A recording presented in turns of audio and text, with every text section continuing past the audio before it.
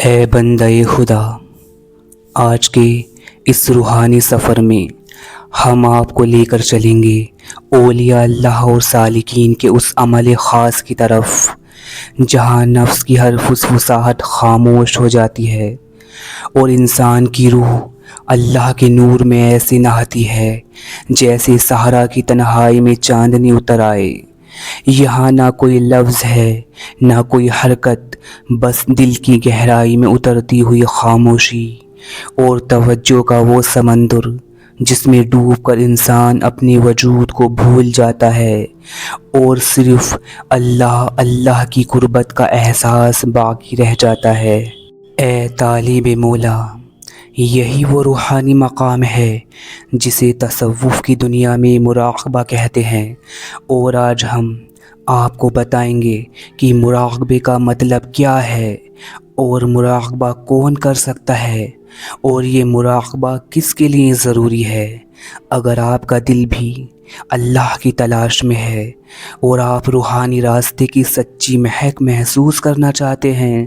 تو اس چینل کو سبسکرائب کر فوراً ہم سے جڑ جائیے، کیونکہ یہاں آپ کو وہ علم ملے گا جو اولیاء اللہ صوفیاء کرام کا روحانی علم ہے۔ اے طالب مولا، اے بندہ خدا، سب سے پہلے جان لیتے ہیں کہ مراقبہ کسے کہتے ہیں اور مراقبے کا اصل مطلب کیا ہوتا ہے۔ تو اے طالب سن، مراقبہ عربی لفظ رقیب سے نکلا ہے جس کا لغوی مطلب ہوتا ہے اپنے دل و روح کی، اپنے باطن کی نگرانی کرنا، تاکہ ہر خیال، ہر احساس صرف اللہ کی طرف رخ کرے و متوجہ رہے۔ اے بندہ خدا، آخر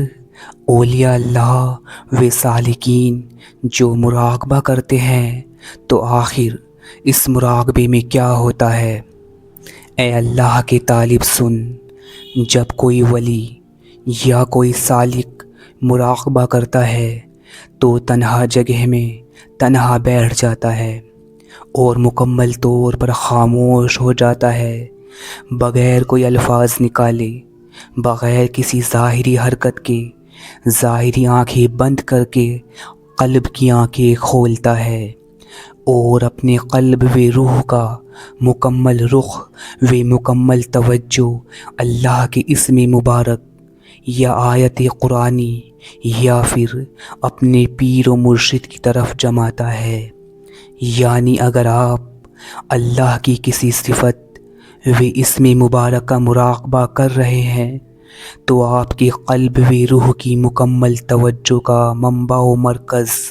اللہ کی صفت و اسم مبارک ہوگا جس کا آپ مراقبہ کر رہے ہیں۔ اے بندہ خدا، جب مراقبہ پختہ طور پر لگ جاتا ہے تو مراقبہ کرنے والے سالقین کو اللہ کی طرف سے روحانی مناظر دکھائی جاتے ہیں، روحانی معاملات دکھائے جاتے ہیں جو نوری و رحمانی ہوتے ہیں، مگر اس صورت میں جب مراقبہ کرنے والا خود بھی پختہ ہوتا ہے، وہ مراقبہ بھی پختہ طور پر لگ جاتا ہے۔ اے بندہ خدا، اب بات کرتے ہیں کہ آخر مراقبہ کون کر سکتا ہے۔ تو اے طالب مولا، جان لے کہ مراقبہ ایک باطنی عبادت ہے اور یہ عبادت بھی کامل پیر و مرشد کی اجازت سے کی جاتی ہے،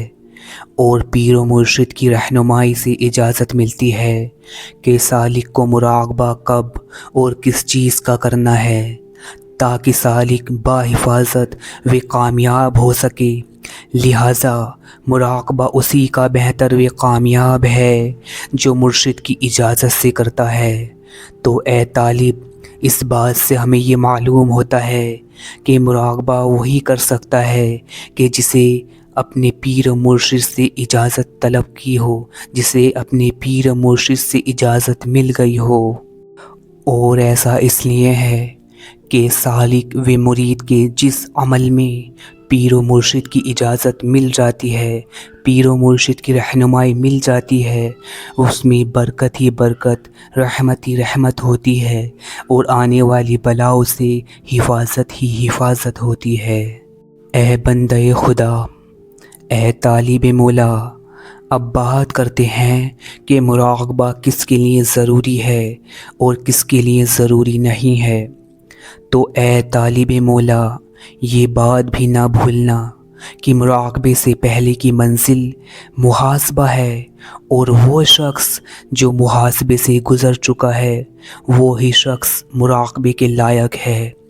اے طالب مولا، ذرا سوچ تو صحیح کہ جو شخص اپنے محاسبے کے لائق نہیں وہ مراقبے کے لائق کیسے ہو سکتا ہے؟ اے طالب مولا، محاسبہ یہ ہے کہ پہلے تو اپنے ظاہری اعمال پر توجہ مرکوز کرے کہ دیکھ تیرے میں کتنی اچھائی ہیں، کتنی برائی ہیں،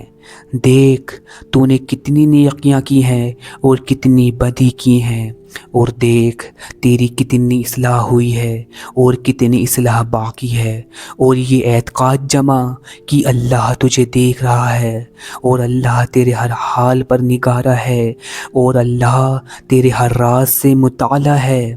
تو اے طالب مولا، یہی تیرا محاسبہ ہے، بلکہ میں تو یہی کہوں گا کہ یہی تیرے مراقبے کی پہلی منزل ہے۔ اے بندہ خدا، جس وقت اللہ کا بندہ اپنا محاسبہ کر رہا ہوتا ہے، گویا وہ میدان حشر میں اپنا نامہ اعمال پڑھ رہا ہوتا ہے۔ اور اے اللہ کے طالب سن، جب تو محاسبے میں پکا ہو جائے گا تو تیرا قلب و روح بھی اس میں اللہ میں جمنے میں و متوجہ ہونے کے لیے پکی ہو جائے گی، اور جب دل کا آئینہ صاف ہو جاتا ہے تو اس میں صرف اللہ کا نور دکھائی دیتا ہے۔ اے طالب مولا، یاد رکھ، اگر تو محاسبے سے خالی ہے اور مراقبے کی رٹ لگاتا ہے تو تو خود کے ساتھ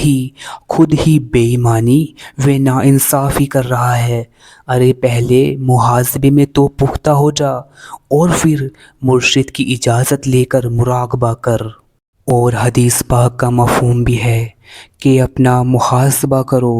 اس سے پہلے کہ آپ کا حساب لیا جائے۔ اے بندہ خدا،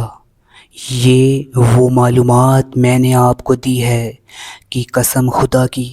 جو رٹنے والے کتابی گیان سے پاک ہے اور آپ کے لیے فائدہ مند ہے۔ اگر آپ کو حقیقت نما، ظرف نما، صلاحیت نما